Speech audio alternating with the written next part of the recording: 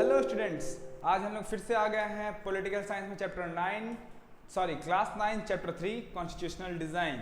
हम लोगों ने इस पे पिछले लेक्चर में बहुत सारी बातें जानी थी और पहले उसको एक बार रिवाइज कर लेते हैं, फिर आगे की बातें करेंगे भाई। तो सबसे पहले हम लोगों ने क्या जाना, हम लोगों ने जाना कॉन्स्टिट्यूशन। What is constitution? सोचिए, मैंने आपको पिछले वाले लेक्चर में बता चुका हूँ, मैं आपको बता चुका हूँ कि कॉन्स्टिट्यूशन क्या है, मैंने आपको बताया है। अब सोचिए, तो चलिए एक बार फिर से हम ही बता देते हैं कॉन्स्टिट्यूशन क्या है। कॉन्स्टिट्यूशन एक किताब है, समझे, किताब है जिसमें सारी बेसिक रूल्स लिखी गई है। बेसिक रूल्स उसमें जो कॉमन पीपल्स हैं, आम आदमी है, उनके राइट से लेकर गवर्नमेंट कैसे फंक्शन करेगी, गवर्नमेंट में डिसीजन मेकिंग पावर किसके पास होगा, ये सारी बातें लिखी हुई हैं एक किताब में। उस सारी चीज़ों, या फिर ये कह सकते हैं कि सारी चीज़ों को लिख करके एक किताब में रखा गया है और जिसको हम लोग कॉन्स्टिट्यूशन बोलते हैं, समझे। देखिए आप डेफिनेशन पढ़िए इसका। There are certain basic rules that the citizen and the government have to follow.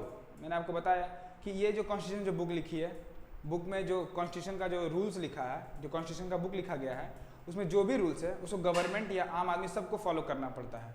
All such rule together are called constitution. मैंने बोला ना, एक ऐसा तो नहीं है कि एक ही रूल है, जितनी भी रूल्स हैं सबको एक साथ जमा करके एक बुक में लिख दिया गया है, उसको हम लोग कॉन्स्टिट्यूशन यानी संविधान कहते हैं। As the supreme law of the country, the constitution determines the right of citizens, the power of the government and how the government should function. इसमें सारी बातें लिखी गई है कि गवर्नमेंट कैसे फंक्शन करेगा, गवर्नमेंट के पास क्या पावर होगी, क्या डिसीजन मेकिंग पावर होगी, सारी बातें लिखी गई है। उस बुक को हम लोग क्या बोलते हैं? कॉन्स्टिट्यूशन। अब कॉन्स्टिट्यूशन क्यों ज़रूरी है? तो उसके लिए हम लोग सबसे पहले ये साउथ अफ्रीका का एक एग्जाम्पल देखा कि वहाँ पे चीज़ें किस तरह से हो रही थी, वहाँ पे सोसाइटी में क्या प्रॉब्लम्स आ रही थी। जैसा कि आप लोगों ने देखा कि नेल्सन मंडेला साहब जो थे अपार्थाइड्स को अपोज कर रहे थे। अब सर अपार्थाइड्स क्या होता है? तो मैंने आपको बता चुका हूँ, पिछले लेक्चर में मैंने आपको बताया कि was a political and social system in South Africa during the era of white minority rule। मतलब कि जब white minority वहाँ रूल कर रही थी तो वहाँ पे एक रंग भेद का नीति लोगों ने अपनाया। अपार्थाइड मतलब रंग भेद ही होता है, रंग भेद मतलब कलर के बेसिस पे भेदभाव करना लोगों में। तो उसके खिलाफ नेल्सन मंडेला साहब ने आवाज़ उठाया था, तो आवाज़ उठाया और एक क्रांति की और सब लोग एक साथ जुटे और ANC यानी कि अफ्रीकन नेशनल कांग्रेस का स्थापना किया और उसके खिलाफ लड़े और उसको एलिमिनेट कर दिया वहाँ के सोसाइटी से। और फिर दोनों वाइट रेसेस के पीपल और ब्लैक रेसेस के पीपल दोनों आपस में समझौता करके एक कॉन्स्टिट्यूशन का फॉर्मेशन किया, जहाँ पे उनकी कुछ बेसिक्स रूल्स लिखी हुई थी जिस पे दोनों सहमत थे, वाइट वाले भी और ब्लैक वाले भी दोनों सहमत थे कि हाँ ठीक है, ये हम दोनों के लिए सही है। और फिर वहाँ से उन्हें कॉन्स्टिट्यूशन का गठन किया। ऐसा नहीं था कि कॉन्स्टिट्यूशन साउथ अफ्रीका के लिए कुछ यूनिक था, मतलब साउथ अफ्रीका के लिए यूनिक था क्योंकि उससे पहले वहाँ पे कुछ और रूल था, लेकिन वर्ल्ड के लिए यूनिक नहीं ना था भाई। वर्ल्ड में इससे पहले भी कॉन्स्टिट्यूशन का कंसेप्ट आया था। हर कंट्री का देखिए, हर कंट्री का एक अपना अलग प्रॉब्लम होता है और उस प्रॉब्लम को एक अलग ही मतलब अलग तरीके से डील किया जाता है। अब जैसे कि इंडिया का एग्जांपल ले लीजिए आप, इंडिया पे भी लोग पहले बटे हुए थे आज़ादी से पहले जात धर्म के नाम पे, तो उसके लिए अब थोड़ी है कि जो ब्लैक वाइट में बटे हुए थे उस तरह से किया गया डिसीजन नहीं, वो हम लोगों ने अलग रूल अपनाया, अलग तरह से उसको एलिमिनेट किया। तो वो बातें तो आगे के चैप्टर में पढ़नी है, लेकिन मैं आपको यही समझाना चाह रहा हूँ क्या यहाँ पे कि मतलब कि ये समझाना चाह रहा हूँ कि जो दो लोग में अलगाव आ गया, सेग्रेशन आ गया, उसको एक साथ लाने के लिए, उन लोगों को एक साथ ला करके एक अच्छे सोसाइटी को फॉर्म करने के लिए, एक अच्छी सोसाइटी को रन करने के लिए कौन किसके पास क्या ताकत होगा, क्या बेसिक राइट होगी, उन सब को एक साथ ला करके, सारे रूल्स को एक साथ ला करके एक बुक लिखा गया, एक चीज़ फॉर्म किया गया जिसको कॉन्स्टिट्यूशन बोलते हैं। और अगर साउथ अफ्रीका में जो एग्जांपल है वो आप समझ सकते हैं कि कॉन्स्टिट्यूशन क्यों ज़रूरी है। अगर कॉन्स्टिट्यूशन नहीं होता तो सोसाइटी में सिर्फ अराजकता फैलता, सिर्फ मारपीट होता, लोग एक दूसरे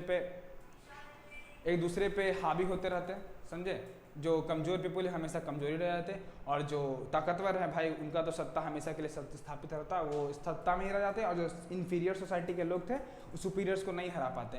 तो एक ये दो तरह का जो लेवल है सोसाइटी में फॉर्म हुआ ही रहता, वो मतलब एक साथ दोनों आकर के एक अच्छी सोसाइटी का फॉर्मेशन नहीं कर पाते, तरक्की नहीं कर पाते, समझे।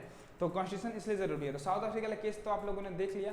अब आते हैं आगे, why do we need constitution. तो इसके बारे में आपको साउथ अफ्रीका का एक अच्छा एग्जाम्पल है कि हम लोग कॉन्स्टिट्यूशन क्यों चाहिए भाई, है कि नहीं। तो सबसे पहले हम लोग फर्स्ट पॉइंट को देखते हैं। फर्स्ट पॉइंट क्या कर रहा है?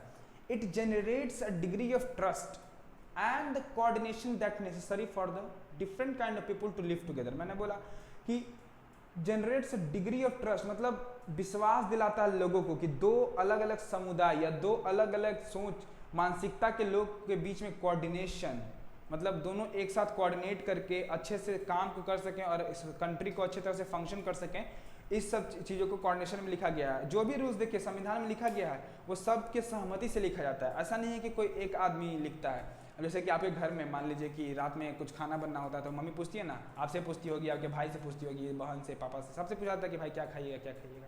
तो सब लोग का तो अलग अलग रहता है कि हम पनीर खाएंगे भाई, तो हम आलू रोटी खाएंगे, हम सब्जी रोटी खाएंगे, कोई चावल बोल देता है।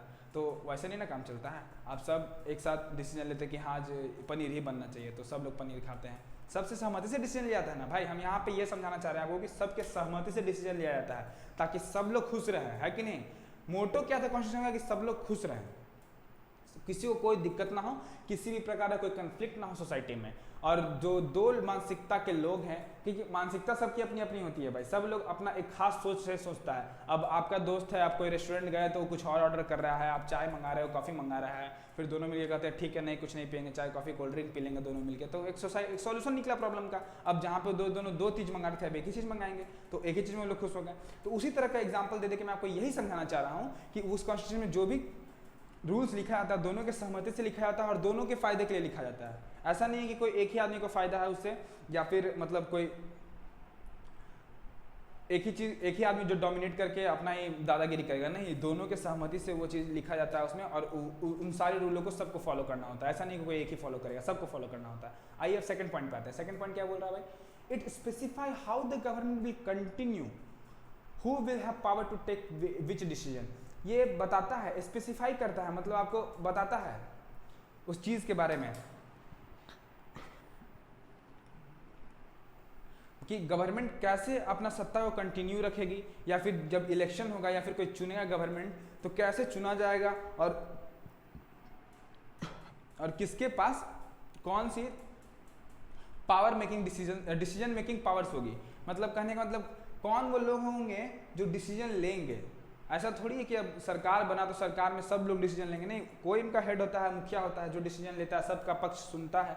जैसे कि आप गांव में देखते होंगे पंचायत बुलाया जाता है, कोई भी चीज़ गांव में होता है तो उससे पहले एक पंचायत बैठता है, उसमें सब लोग अपना अपना ओपिनियन रखते हैं, और फिर उसके बाद कोई एक जो होता है डिसीजन, उसको परफेक्ट डिसीजन, और उसका जो डिसीजन का जो अनाउंसमेंट होता है वो कौन सर जो हेड होता है मुखिया वो लेते हैं, है कि नहीं। तो उसी तरह कोई भी गवर्नमेंट अगर अपना डिसीजन पावर लेना चाहता है तो सबको डिसाइडेड है कि आप ये पावर लेने का आपके पास ये पावर है, इस डिसीजन को ले सकते हैं। चाहे आप कैसे अपना गवर्नमेंट को कंटिन्यू करेंगे, आप कोई भी कंट्री का गवर्नमेंट कैसे कंटिन्यू होगा, या फिर कौन अगला गवर्नमेंट आएगा, ये सब सारी बातों का एक रूल बना के कॉन्स्टिट्यूशन में लिखा हुआ है। ये सेकंड पॉइंट था कि हमें कॉन्स्टिट्यूशन क्यों ज़रूरी है हमारे पास, हम हमारे सोसाइटी के लिए या हम लोगों के लिए। थर्ड पॉइंट देखिए, थर्ड पॉइंट क्या बोल रहा है भाई, थर्ड पॉइंट आपका बोल रहा है It's laid down the limits of the power of government and tell us what the right of a citizen। अब ऐसा थोड़ी है कि सारा ताकत दे दिया गया गवर्नमेंट को तो गवर्नमेंट अपना मनमानी करेगी भाई। अब ऐसा होता तो फिर डिफरेंस जो है सोसाइटी में क्रिएट ही रह जाता। अब गवर्नमेंट चाहता है कि अब मान लीजिए कोई एक स्पेशल व्यक्ति गवर्नमेंट में बैठा हुआ है, मतलब बना हुआ है वहाँ का चीफ, अब वो हट ही नहीं रहा वहाँ से, वो ऐसा रूल में बदलाव कर दिया कि अब वही रहेगा। अब जो मेन होगा, हेड होगा, उसके हाथ में सारा रूल डिसीजन लेने का ताकत होगा। अब वो कुछ रूल में बदलाव कर दिया, और बदलाव कर एक बोल दिया कि अब मेरा है जो उत्तराधिकारी होगा, जैसे कि था ना पहले कि राजा का बेटा ही राजा होगा, उस तरह का। तो ऐसे होता भाई, तो फिर जो और भी लोग हैं उनको मौका नहीं मिलता, जो डिजर्विंग कैंडिडेट्स हैं उनको मौका नहीं मिलता, है कि नहीं। अब जैसे कि मान लीजिए कोई बना हुआ हमारे यहाँ चीफ, अब रूल बदलाव कर दिया भाई कि जो चीफ का बेटा है वो वही चीफ बनेगा, अगला चीफ बनेगा, या फिर मतलब जो उस पार्टी से रिलेटेड है वही चीफ बनेगा। तो ऐसे क्या होता है, ऐसे एक खास पार्टी के लोग या फिर एक खास परिवार के लोग ही बन पाते, कुछ भी बन पाते, है कि नहीं, आम लोगों को नहीं मिलता। तो इस चीज़ को एलिमिनेट करने के लिए कॉन्स्टिट्यूशन में रूल लिखा हुआ है कि गवर्नमेंट का पावर को लिमिट किया गया है, मतलब आप इतना ही डिसीजन ले सकते हैं, और भी डिसीजन बांटा गया है। ऐसा नहीं है कि कहेंगे सर सब चीज़ तो जरूरी है सोसाइटी को फंक्शन करने के लिए, तो सारा डिसीजन किसी एक को ना दे करके उसको सब लोगों में इक्वली डिस्ट्रीब्यूट कर दिया गया है कि नहीं, कि कोई रूल कोई और बनाएगा, उसमें फैसला कोई और लेगा, अगर उस रूल का उल्लंघन हुआ तो सजा कोई और सुनाएगा, है कि नहीं। इस तरह से चीज़ें बटी हुई हैं। And tell us what the right of citizen. अब सिटीजन का जो अपना राइट है, जो फ्रीडम मिला हुआ है उनको कि आप देश में इधर उधर घूम सकते हैं, कुछ भी बोल सकते हैं, गा सकते हैं, खेल कूद सकते हैं, वो सब सारी बातें कॉन्स्टिट्यूशन में लिखी हुई है कि बेसिक राइट क्या है, एक सिटीजन की बेसिक मतलब राइट्स क्या है, मतलब वो क्या क्या कर सकता है, मतलब करने का मतलब उसके अधिकार क्या क्या है कि नहीं। अब आइए फोर्थ पॉइंट पे, ये तो थर्ड पॉइंट आपको समझा दिया, फोर्थ पॉइंट देखिए क्या बोल रहा है। It express the aspiration of the people about creating a good society. संविधान एक क्या बोले, एक तरह से एक्सप्रेस करता है कि आप एक अच्छी सोसाइटी का गठन कैसे कर सकते हैं, है कि नहीं। अब मान लीजिए आपके ही आस पड़ोस में या अगल बगल में कोई स्पोर्ट्स क्लब होगा, तो स्पोर्ट्स क्लब या फिर अपना स्कूल के एग्जांपल को ही ले लीजिए। आपके स्कूल में भी कुछ रूल्स होंगे जिसका सब लोग पालन करते होंगे, भाई यूनिफॉर्म पहन के आना है तो एक ही तरह का यूनिफॉर्म सब लोग पहन के आएंगे, है कि नहीं, शूज़ ब्लैक ही होना चाहिए। तो ये सब रूल्स हैं जो सबको फॉलो करना पड़ता है, और जो रूल का उल्लंघन करता है उसको तो बड़ा डांट पड़ता ही। आप देखते हैं प्रिंसिपल सर आएंगे, असेंबली में कर देंगे पीछे जाके खड़ा रहो, या फिर सजा दे देंगे किसी अलग अलग, किसी को कोई मुर्गा बना देता है कि नहीं। तो उसी तरह का रूल फॉर हम लोग को यही बताना चाहता है कि जो भी ये मतलब गुड सोसाइटी क्रिएट करने के लिए लोगों को उत्सुक करता है और बताता है कि एक गुड सोसाइटी आप कैसे क्रिएट कर सकते हैं। तो इस सब चीज़ों के लिए हमें कॉन्स्टिट्यूशन हमारे पास होना जरूरी है। विदाउट कॉन्स्टिट्यूशन आप कोई भी एक अच्छा सोसाइटी को इमेजिन नहीं कर सकते हैं भाई, पॉसिबल ही नहीं है, समझे। क्योंकि हर सोसाइटी में हर तरह के लोग होते हैं ना, तो उनके लिए भी उनकी भी कुछ अपनी बातें होती है। सब लोग चाहता है कि भाई मेरा जो भी मतलब बेसिक लॉ है वो प्रोटेक्टेड रहे, या फिर जो भी हमारे पास है वो प्रोटेक्टेड रहे, कोई हमसे छीने ना या फिर उसको बर्बादी ना हो। तो उन सब चीज़ों का ध्यान में रखते हुए कॉन्स्टिट्यूशन लिखा जाता है कि सब लोग उसमें खुश रह सकें, है कि नहीं। अब आइए आगे देखते हैं। देखिए मैंने कहा ना चीज़ें बटी हुई हैं। कॉन्स्टिट्यूशन हर चीज़ों को हर लोगों को अलग अलग पावर दिया हुआ है। देखिए लेजिस्लेटिव, विधायिका, मतलब ये क्या, ये रूल्स फॉर्म करेगी। एग्जीक्यूटिव, ये रूल्स को अप्लाई करेगी पूरे कंट्री में। ये जुडिशियल, अगर रूल का उल्लंघन हुआ तो ये सजा सुनाएगी, कोई डिसीजन लेगी, है कि नहीं। तो इस तरह से चीज़ें बटी हुई हैं कॉन्स्टिट्यूशन ने बांट दिया है सब चीज़ों को, कि सबका ताकत पावर को बांट दिया है, लोगों में इक्वली डिस्ट्रीब्यूट कर दिया है, ताकि आगे कोई भी कन्फ्लिक्ट ना हो, कोई भी सोसाइटी में अराजकता ना फैले, है कि नहीं। अब आगे इसके मेकिंग ऑफ इंडियन कॉन्स्टिट्यूशन। अब वो तो हम लोग पढ़ लिए साउथ अफ्रीका के बारे में।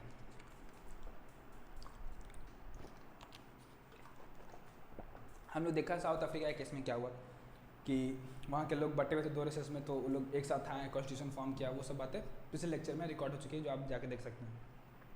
अब making of Indian constitution, India का कॉन्स्टिट्यूशन बनाते समय क्या क्या प्रॉब्लमें आई, कैसे बनी, क्या प्रॉब्लम हुआ, क्या मुसीबतें आई, सारी बातें को हम लोग इस टॉपिक में डिस्कस करेंगे। तो देखते हैं। इन 1928 Motilal Nehru and the 8 other Congress leader draft a constitution for India.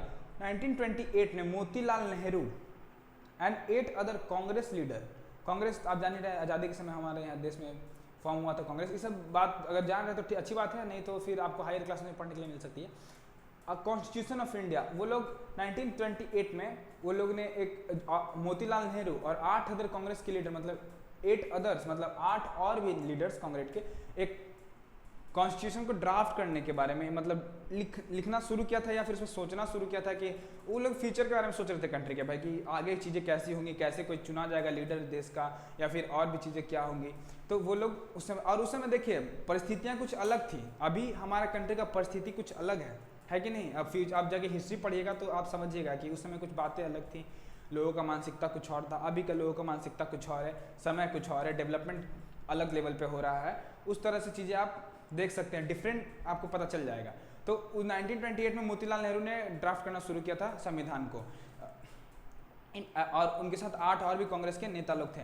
In 1931 the resolution at the Karachi session the National Congress dilate on how independent India constitution should look like. 1931 में कराची सेशन में, कराची अधिवेशन में उन लोगों ने डिसाइड किया कि कैसा इंडिया का जो मतलब उन लोगों ने डिसीजन लिया, मतलब सोच विचार करके उस पर पूरा डिसीजन लिया। अच्छा सोच विचार हुआ, बैठक हुआ, लोग वहाँ पे जितना भी नेता लोग था वहाँ का, मतलब जो लीडर्स थे हमारे उस समय के, जो भी नेता लोग थे वो लोग सब एक साथ बैठे कराची सेशन में, और वहाँ से उन्होंने डिसीजन लिया कि हमारे जो इंडिया का फ्यूचर होगा, ये हमारे कंट्री का, और जो कॉन्स्टिट्यूशन लिखा जाएगा वो कैसा होगा, स्वरूप कैसा होगा उसका, आगे चीज़ें कैसे काम करेगी, इन सब चीज़ों पे वहाँ पे बातचीत हुआ, डिस्कशन हुआ।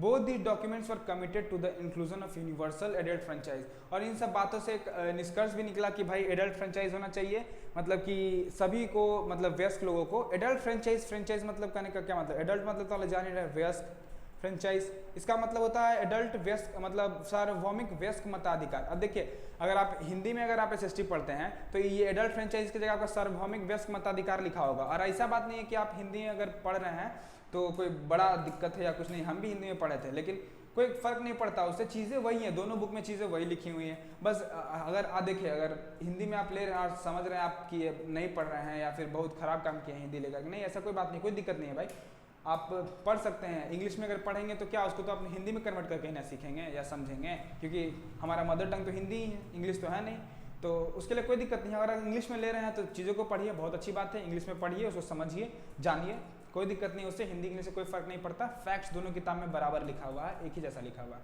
तो हाँ मैं कहा था, हाँ एडल्ट फ्रेंचाइज, तो उन्होंने डिसीजन लिया कि सार्वभौमिक व्यस्क मताधिकार एडल्ट फ्रेंचाइज भी कॉन्स्टिट्यूशन में रहेगा। मतलब जो बड़े लोग होंगे, समझदार सोचने वाले लोग होंगे, बड़े मतलब आप क्या एडल्ट मतलब क्या समझते हैं कि जिनके पास सोचने का क्षमता हो भाई, वो लोग वोट और एक खास उम्र के बाद ही लोगों में आती है, तो एक खास उम्र तय किया गया कि इस समय के बाद लोग एडल्ट फ्रेंचाइज मतलब व्यस्क हो जाते हैं और यहाँ से लोग वोट देने का उनको राइट मिल जाएगा, है कि नहीं।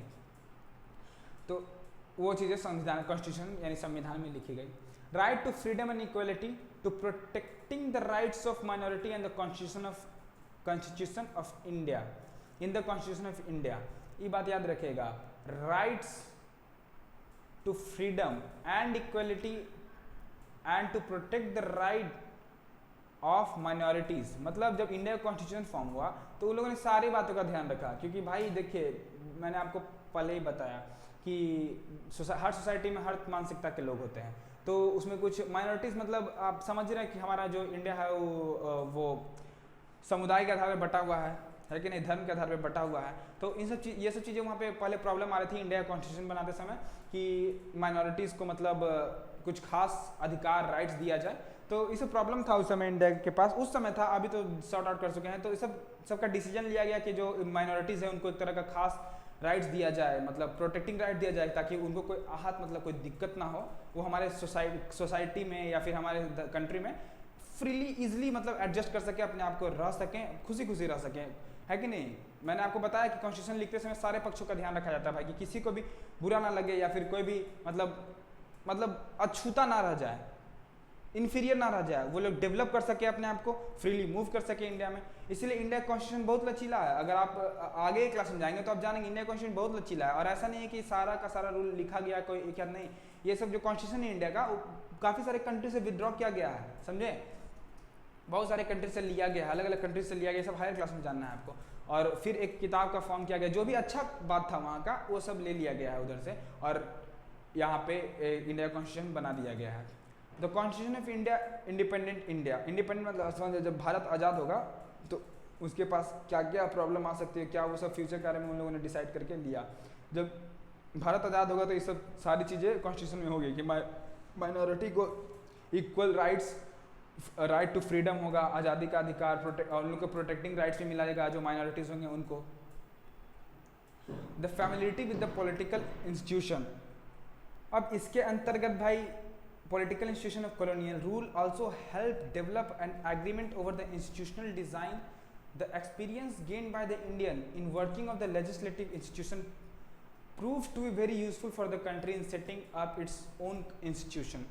अब क्या हुआ कि इसी बीच में जब अब देखिए यहाँ पे कुछ टर्म्स जो है आपका समझाना चाहूँगा, जैसे कि यहाँ पे आपका एक फैमिलियरिटी है, मतलब कि अंतराल में, इसी अंतर्गत या अंतराल में। फिर यहाँ पे आपका ये है क्या, कहाँ गया आपका कॉलोनियल। कॉलोनियल मतलब क्या होता है, उपनिवेशवाद, हिंदी में ये लिखा हुआ वर्ड क्लियर, उपनिवेशवाद। कॉलोनियल मतलब कि जैसे कि कोई बाहर का रूलर, जैसे कि हमारे ऊपर तो ब्रिटिश राज कर रहे थे ना भाई, तो वो लोग यहाँ पे आए, राज किया कुछ साल, बहुत साल राज किया, फिर वो लोगों ने यहाँ अपना कॉलोनी स्थापित की, सत्ता स्थापित की, तो उसी को हम लोग कॉलोनियल रूलर्स बोलते हैं या फिर उपनिवेशवाद बोलते हैं।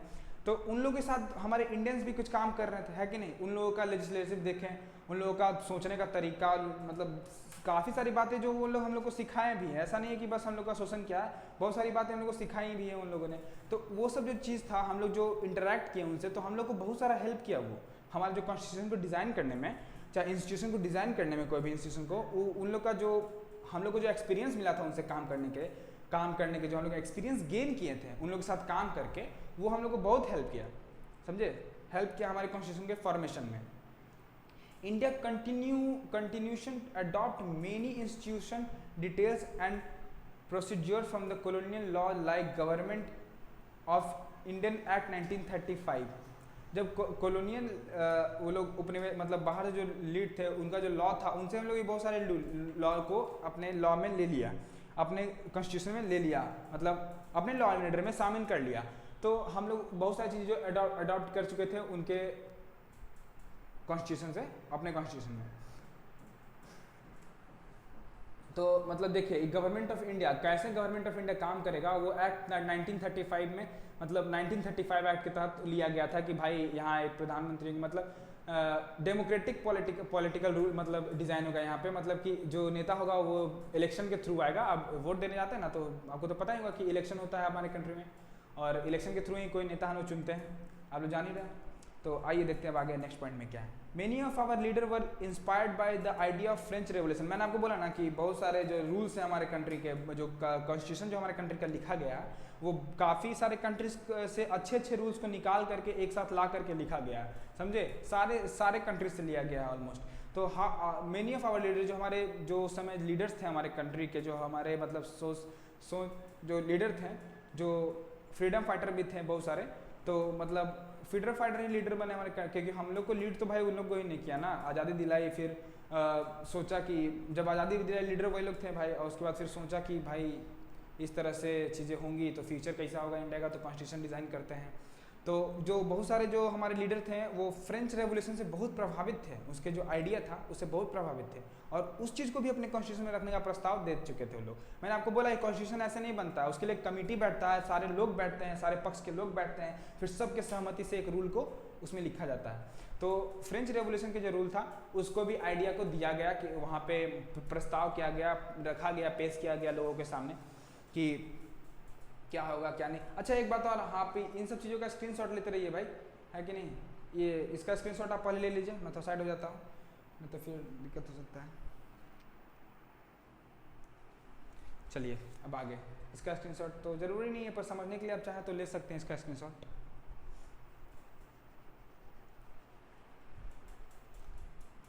ये भी मैंने आपको समझा चुका हूँ, पहले मैं आपको समझा चुका हूँ, तो इसका भी स्क्रीनशॉट आप ले लीजिए।